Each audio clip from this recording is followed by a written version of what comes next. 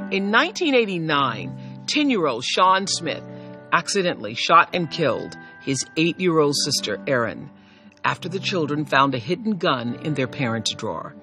We played that chilling 911 call on a show about gun control.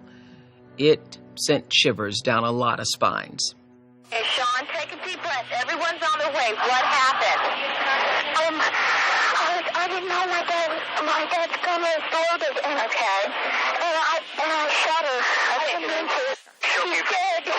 She's dead? Yes, please get my mom and dad. Oh my God! That was 27 years ago. The tragedy was declared an accident, so no charges were ever filed. Sean has lived with the guilt and the pain of that day ever since. And now at 37 is just now starting to talk about it. I'll always remember that day like it was yesterday. The 911 call was difficult. It actually still is the only thing that really gets to me, especially hearing the absolute terror in my voice. It's bone chilling.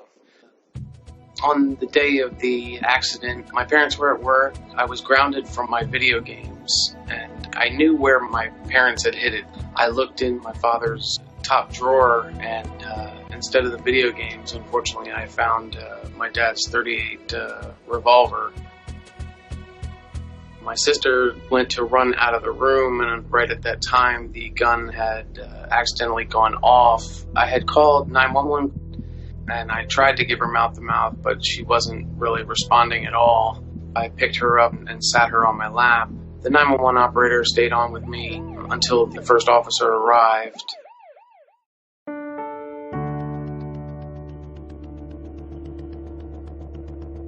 My mom and my dad went in to identify her, and that was when they said she was gone. The last picture I have is her dying on my lap. After the accident, I had a god-awful amount of guilt. My father had some guilt. It was definitely my mother that kept us together as a family. You know, during my teenage years, I kind of took on this persona of someone very self-destructive.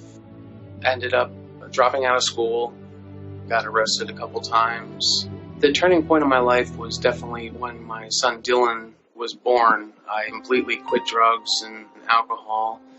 Today my son is 16. He's just an amazing kid, and we have discussed guns. I wanted to make sure that he knew what had happened to an extent, but definitely taught him what to be careful of.